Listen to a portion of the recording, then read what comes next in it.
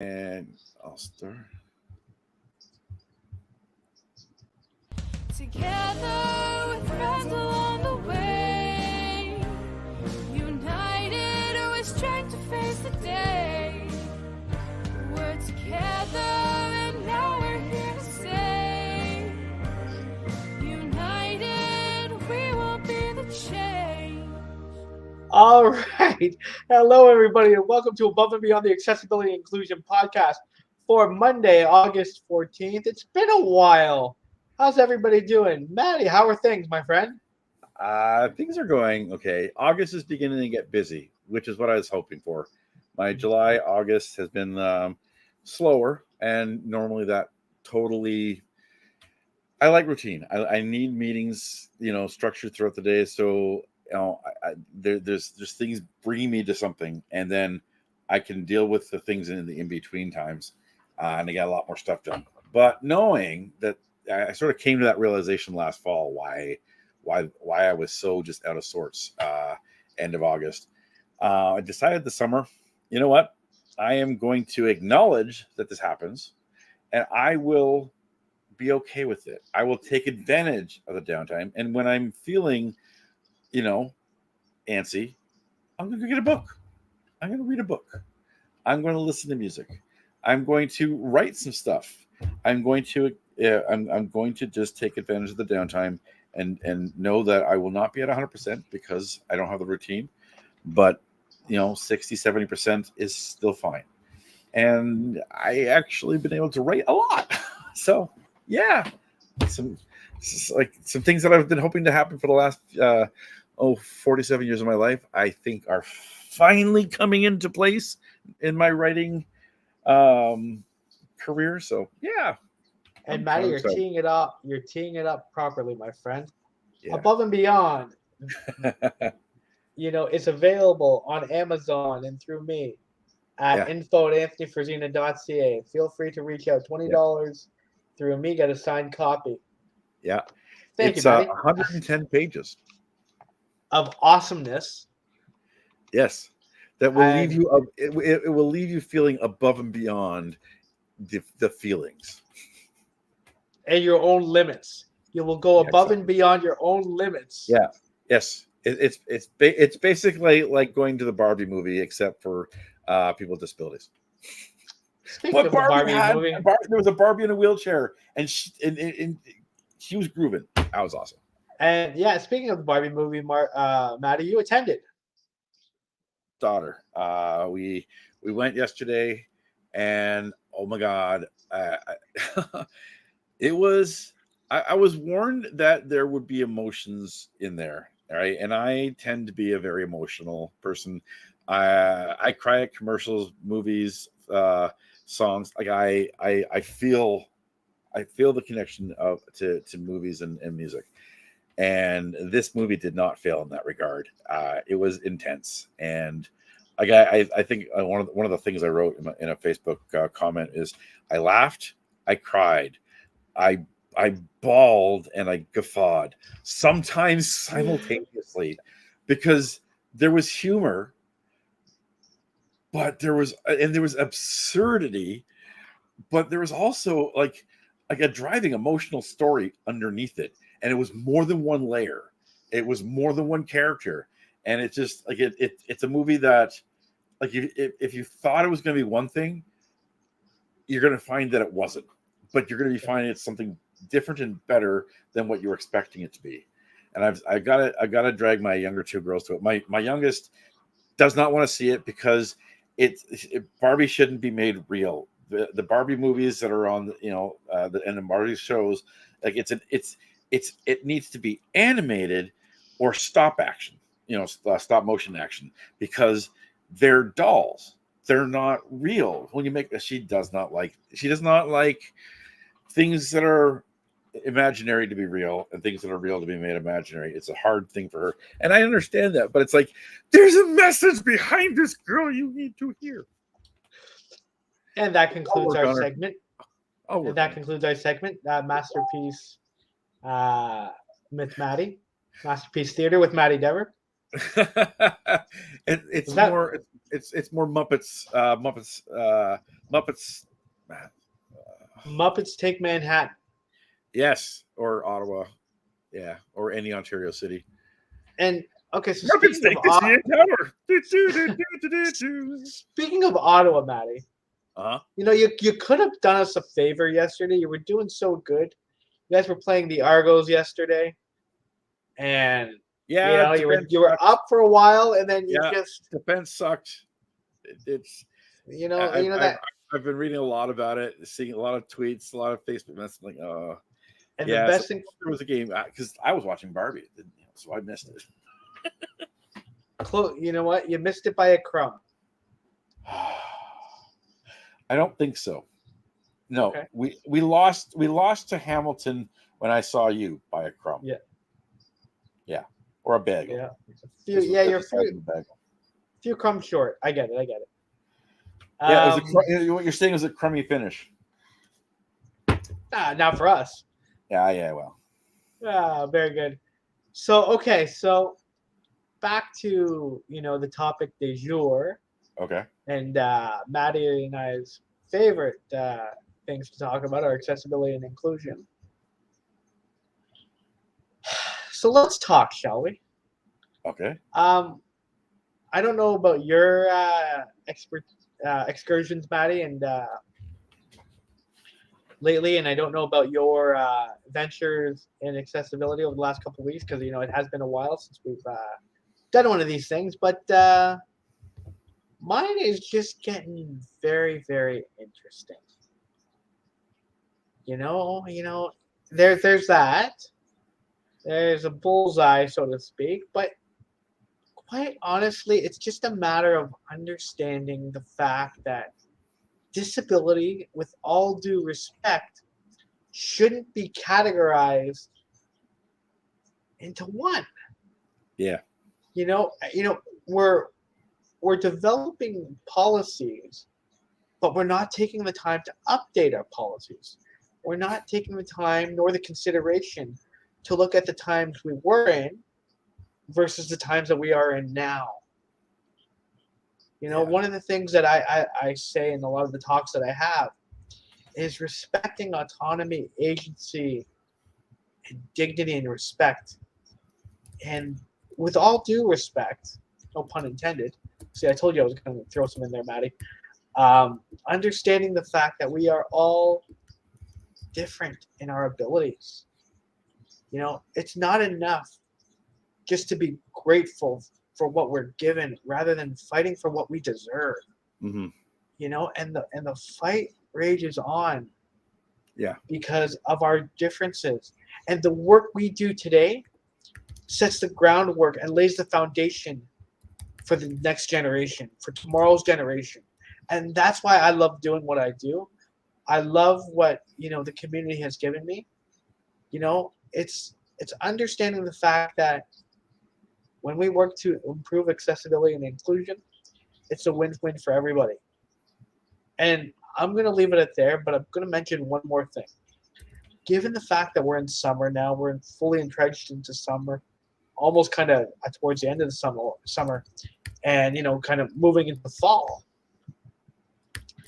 It dawns on me the fact that we have so many outdoor patios now. So many outdoor patios that accessibility is an afterthought. And it comes down to money and the bottom line. And really, when you're not thinking about accessibility and inclusion, you're missing out on an $11 billion market. And accessibility and inclusion is an $11 billion market that goes overlooked and overshadowed. And I've said these numbers, that in Hamilton, the percentage of people with disabilities is 27.7%. However, when Maddie was here, it was 27.8%. Now he's gone, so that's back to 27.7%. But notwithstanding the fact that when we look at accessibility and inclusion and from a wholesome approach, not an afterthought, not seeking a validation, working with the community, we all benefit and we all prosper. That's really all I got for that, Maddie. But thank you for, listening and letting me um, Do your Tony Tones. do my Joni tones. It's Yeah. it's understanding. And you put it on the screen. We want the AOD. I struggle with that, Maddie, because we don't want the AODA. We want something that exceeds it. AODA is a minimum standard, and now you're going to start and fire me up again on another one. The AODA is a minimum standard. It sets the precedence for compliance. Let's do this. Let's go above and beyond. Like the show title says, when we work together, we all prosper. Maddie, over to you. I'm done. I I had fun with the banners for the last 5 minutes. Thank you. Yeah, no. What we want is the AODA 2.0, 2.0 that, and the 2 stands for teeth, and it stands for creating floors and ceilings. And the floors need to be higher than the current minimum standards, and the ceilings is where we need to be aiming for. And every year the floor needs to rise up until the floor and the ceiling are, the ceiling's the floor. We have a new ceiling, right? We need a cult to create a culture that's looking to I call it a culture of accommodation, where we look for where the gaps are, we fill the gaps, we look for the solutions, not the problems. And it's like we feel it inching here and there. Like it's there's a buzz around us that keeps us going, I think, because we are making some headway in some areas, as we talked about many times, about the city of Toronto being a great example of that. But it's I think I love the fact that you've been pushing the change of the accessible parking symbol, right, to be more a forward-looking version of it. We also have the creation of the hidden disability symbols. Like they're changing slowly by the visuals and also by language. We're saying that disability isn't a bad thing; it's a fact, but it's full of strengths and challenges. There's positives and challenges that go along with being disabled, but accommodations are the things that create the inclusion. We're feeling that. I think one of the reasons why we're just not totally depressed and having a drink fest with these podcasts, it's just water. Really, it's just water. Mine's not. But I think the reason why we're able to keep doing this, it's because it needs to be said and it needs to be done, and we need to get the message out as much as we can. But we can keep going because we do feel the allyship increasing. We do feel the attitudes of the general public changing. Now we just need to keep pushing those with any levers of power to do their work to take that attitude into their organizations and businesses. It's really an attitudinal barrier and a perception of liability rather than an asset that the disability community faces. And once we can get over that hurdle and understanding the fact that disability is not a negative, as you say, it's a fact. It's a fact, and once we put into perspective the quality of life that people with disabilities can have, when we put the facts in place, and you just caught me all off guard, Maddie. So thank you for that. so when we put in the solutions in place, there's this whole concept in the legal system about duty to accommodate. It's very cut and dry, and it's very strong in the fact that, yeah, there's a duty to accommodate, but what does that accommodation look like? And that's where the curviness in the situation lies, in the fact that, yeah, there's a duty to accommodate, but what does that accommodation look like? And those with lived experience should be the leaders in what that accommodation looks like, based on our lived experience of however old we are, and knowing what our quote unquote normal is, and what we need to get done and how we do it. Yeah. I don't know about you, Maddie. I know a lot of people, put their pants on one leg at a time, and some more often are standing up. My ass is sitting down on the ground, put my damn pants on. All right. Yeah. So look, I put my shoes on, right shoe first, left shoe second. Why? I don't know why. But you know what? I do it sitting down where most people are doing it standing up. We're all different. It's something that needs to be embraced and accommodated and welcomed and understood. It'll be exciting. But there's a lot more work to be done with the powers that be. You know what I mean? Yep. Curb cuts everywhere. There's curb cuts. Let's fix those curb cuts and our life would be better. Curb cuts. We smash into curb cuts. They are gonna kill us unless we get them fixed. Yeah, you're absolutely right. I had an issue in June, I want to say, with regards to a curb cut that still hasn't been rectified. Everything is about making a plan towards a solution. Yeah. Plans take time. I get it. But you need to look at the expedition of solutions to ensure health and safety of quality of life for people with disabilities. It's far too often that we're misled to believe certain things about accessibility, and we're going to get, what we need to get. And it don't necessarily happen. But, we need to be more aware of the talent that we have. And I'll even go as far as to say, Maddie, that we pay the talent, for our lived experience.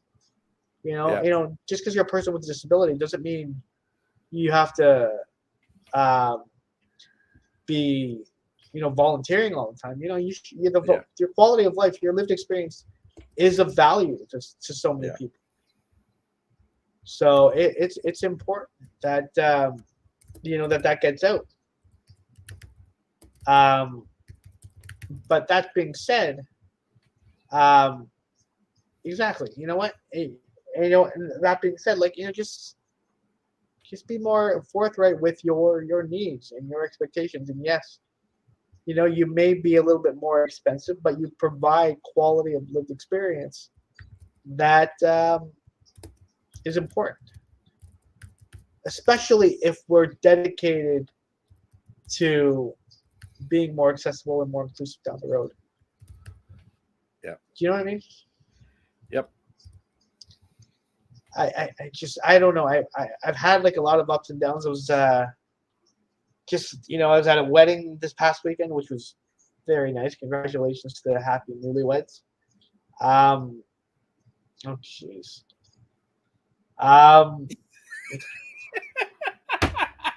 You always want to try to make light of these situations, Maddie. I love you for it. Well, yeah. So these issues are tense, and I sometimes find that let's bring it down, then we can go back up again. Well, no, I understand, but you're throwing me off more than normal because it's been a while since we've been live together. Yeah, it's true. So I'm kind of. You have to get into my rhythm of I gotta get in your rhythm. I gotta get into the zone of these weekly lives again, which we will continue. Yeah, get in the end zone. Actually, that's what Ottawa needs to do. The End Zone is a great bar here in Hamilton. We were there the other day. The mozzarella sticks are to die for, so shout out to the End Zone. Yeah. But do they have spaghetti with football shaped meatballs? after a bite or two, maybe.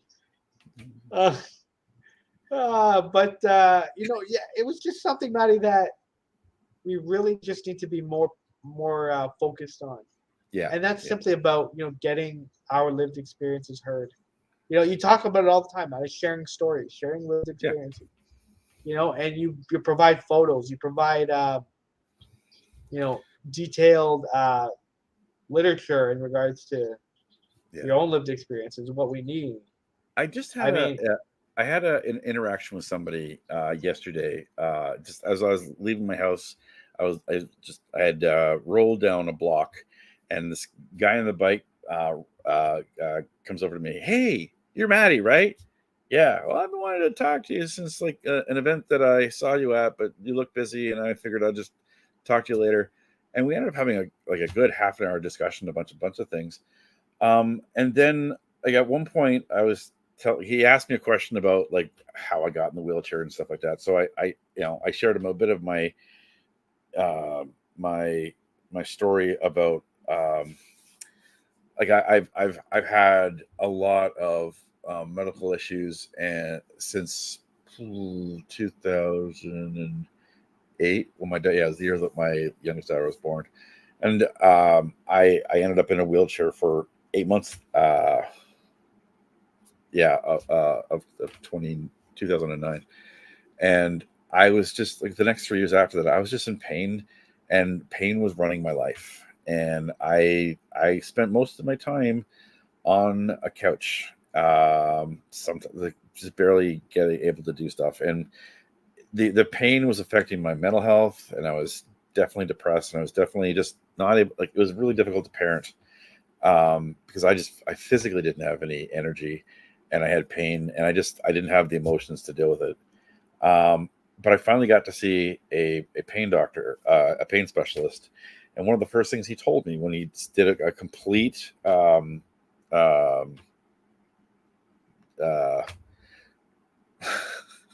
diagnosis, he looked at me from head to toe basically, and one of the things he told me was there is no there's chronic pain is not different than acute pain. Chronic pain is just the duration of an acute issue. All pain has an acute source. It might be the thing that's wrong, or it may be referring to a thing, which means a pain signal is wrong. But if you address the initial pain issue, you can lower, resolve, or fix the problem, and the pain can diminish or go away. And it just changed the way I thought about myself, changed the way I looked at pain. I learned how to cope with pain instead of having pain drive me. And so I was explaining this to him, and he said, "Oh, this is you've changed the way I think about it too, just by sharing the story." And I realized that's what when we share stories and we share the pain as well as the path, um, then we can get people to understand and relate. So they're I mean, we shouldn't need to have to explain our stories to get accommodations, but sometimes to break down attitude, stories are necessary. absolutely, absolutely. And you brought up an interesting point, Maddie, when it comes to sharing your story, and when people without disabilities, are maybe apprehensive to come up to you. You know, Yeah, feel like they're being a burden if they come up to you and want to talk. yeah, And kids are the biggest supporters of people with disabilities because yeah, respectfully, there's no filter, and and that's great. At least in my opinion, I'll say that yeah. it's great Oh, I totally agree. Totally agree. because um, like they'll say, "What's that?" Yeah, referring to my wheelchair. and it's out of curiosity and not judgment. Yeah, yeah, and that's phenomenal. Yeah, I'll have kids even grab my tire. Just don't grab the middle button because you'll pop my tire off the uh, off the axle. But hey, grab my tire all you want. I appreciate that with kids. They'll ask me what happened. And what, and I love that. I love the conversations. And yeah, that's perfect. Curiosity creates connections, and creation and connections create solutions. But it's it's understanding that perspective from our youth is what foundationally will help cultivate the futures. And I, for one, and I know you, Maddie, as well, will likely agree to this, but it's about creating our legacies now so that the future generation can enjoy the work that's done today. And it's giving disability a good reputation, and understanding that our legacies are not meant for us, but our legacies are meant to empower others. Yeah. Lately I've changed the directional approach to the way I say things. I don't want to be somebody who inspires. I want to be somebody who aspires to help others, aspires to create change, and aspires you to be an inspiration within yourself, and to be an aspiration within yourself, to make a change with allyship is key to the important work that we do. And understanding that's how you break down walls, that's how you create change, and that's how you eradicate barriers. And so yeah, kudos to you, Maddie, and understanding the fact that when we put that collective together, solutions will be had. Oh, we've got another Bruce banner coming up, I believe. Stay Yeah, tuned, well, ladies and gentlemen. it just made me realize that so we have to change a song, and so instead of it being sung by Chicago, it will be sung by Hamilton. You're the aspiration. I like that. I really do like that. It's about Yeah, aspiring within ourselves and aspiring within one another to create change. And I want to see, everybody says, things take time. And well, I understand where you're coming from, but you're not progressing. You're not making any effort for this change to happen. And this is where we need to understand that when we do this change and when we do these changes together, solutions will be had. And we need to be focused on a priority level. Disability needs to be a priority. Accessibility and inclusion needs to be a priority, yeah, and it needs to be encompassed in that whole aspect of idea. Anything that we do, whether it be through government, commercially, community based, needs to encompass idea as part of its. And I don't want to say this word, but I have no other way to say this. But it's checklist, so to speak. Inclusion, diversity, equity, and access require an understanding that in all aspects, in all walks of life, that amplifies the $11 billion market that I alluded to earlier, and that in Hamilton 27.7%. So it's very important that we look at that point of view when creating all new amenities. I'll give you an example. On my street, there are so many potholes. There are so many there's this one hole, Matty, I swear to God. You look down, you can probably see Burlington. Okay? or Like, China. More that likely too. China. More likely China, right? There's this pothole on my street. And the driving speed limit was 40 kilometers an hour.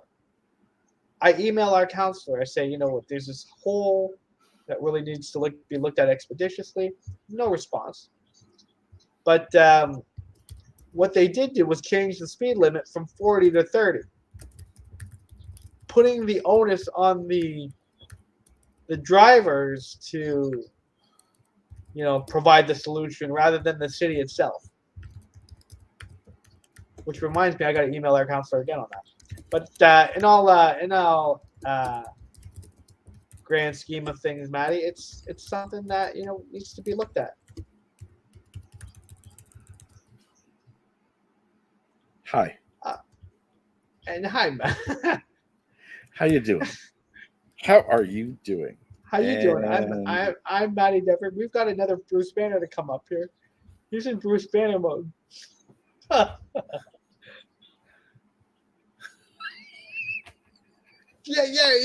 it's ridiculous. Like, I gotta take a picture of this pothole next time I see it because oh, it's ridiculous. Like, I mean, and the intent to fix it shouldn't be reduce the speed limit. It should fix the darn thing.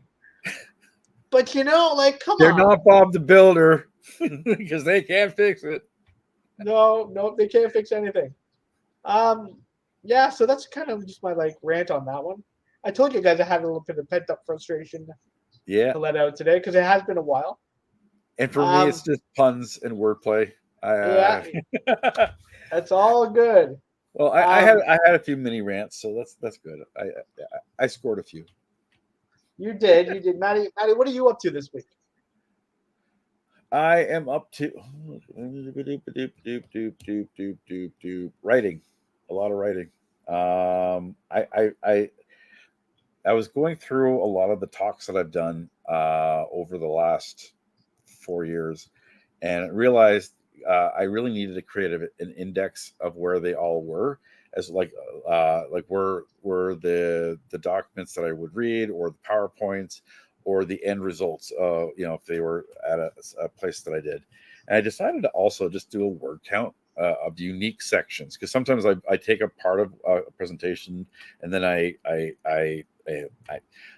make it more for whoever I'm talking to. So I'll sometimes add a bit or subtract a bit. So I was like, okay, so let me look at all the new unique words that I did, and I'm at about 30,000. And that's not including the podcasts and stuff that I've done where I want to take some of the nuggets of things that I've said. So I was planning on writing about 15,000 words this summer, and you doubled it. Yeah, and I realized, okay, so the book I was going to write, where I did a little bit. I was wondering, why am I getting stuck now? Like, it's a great. I have the ideas. I've talked about this stuff. Why am I getting stuck in writing it? And it's because it's new. Whereas all of the things that I've been doing, like the last 3 or 4 years, has really been a buildup of an adding on of stuff. And so it's been growing and spreading into slightly different areas here or there. And it hasn't been hard to do any of those things because they've been very much shorter, smaller things. But the shorter, smaller things are all adding together into something that was much greater than what I was originally thinking of doing, which I'm still going to do, but it's shifted from being a this year thing to another year thing. And yeah, so I've been writing a lot, and I'm now weaving a narrative amongst some of these 30,000 words to tell a story, and to tell a bit more of, add a little bit of more story to it than content. But yeah, it's this is what I was hoping I would do this summer, and I'm finally getting around to doing it in August. So yeah, that's awesome. That's really cool. Yeah, it's September is going to be this fall's. I've got a whole whack of new things. I'm looking forward to getting involved with doing a lot of parent capacity initiatives, and especially in the autism world. So I'm taking advantage of a lull that's getting busier and busier. But right now, I look at my week, and it's like I have lots of empty spaces in my calendar, and that's good for this week. Yeah, it's a crazy week for me. I'm heading over to Marydale Park, where really it all started for me. John Spatazzo's always been a mentor of mine, a friend I met when I was 8 years old. He was working maintenance at the time at the old Camp Marydale, and now is the executive director, and really has motivated me to be the man that I am today. So I'm going to see him at the new Marydale Park, which is Ontario's first fully accessible park and recreational facility in Binbrook, Ontario. Accessible splash pads, pools, sloped entry pools, hydrotherapy pools, play pads, play activities, fire pits, the whole gamut. And being part of the creation of this park, from the foundation to all the planning to capital funding and fundraising and so on and so forth. Yeah. Getting back to that place is just something I do every summer with the kids, always there. Yeah. Just want to, have a conversation with the kids and say, you know what, I was there many, many years ago, and this is how your dreams come true. And, just a thank you to John again, and thank you to the staff there for continuing on the legacy of the Maridale and the park. And plus, we got a tie cat game on Thursday. I don't know if I'm a fan of a Thursday night game. It's gotta work the next day, and it's busy. And then I'm going back to Tim Hortons Field on Saturday because when I did Inclusion Soccer, they had us there for the event there. So which is very exciting. So yeah, the Maridale Park visit, it's not on the calendar because it was actually supposed to be last week, but it got moved last minute. So I didn't update the calendar. So I apologize for that. But Above and Beyond is on tonight with repeats. 8:30 tonight with Ian McPherson, the election, all our fun stuff going through the election of last year. It's a good reminiscing. It's a great conversation. And I don't know if I've mentioned this, Maddie, on this platform, so I'm going to take a quick moment and mention it quickly. I know we have to go soon, but honestly, Maddie, I have just been given the green light to produce another season of Above and Beyond, starting in October, going all the way to June. It is a action-packed season, couple little twists in here and there, and it's going to be a lot of fun. So I am looking forward to that. And let's just make it work together, buddy. And I appreciate the opportunity to connect with you once again. And let's have a great week, everybody. No, before we go into the socials, Maddie, I just want to add one more thing. And I want people to understand. If you're listening to watching us now or watching or listening to us later, I want to ask our viewers to really just send us a note, send us a message of what accessibility and inclusion looks like to you, because go above and beyond TV at gmail.com. No, sorry, it's above and beyond the podcast at gmail.com. Thank you. Now, this was a perfect time to do that. So above and beyond the podcast at gmail.com, and above and beyond Anthony Frisina, at above and beyond for you, at Anthony_Frisina on Twitter or X. I know it's been a while. I'm at J Dever on Twitter or X, AnthonyFrisina.ca, which our site is being redone. Thanks again to the theme song for Together, to Garrett Lichua, Natanya Dahan, Nick Hurst, Tyrell Crawford. This has been another great episode. Yep. Maddie, I will turn it over to you for the and intro. I will tune the song then. Together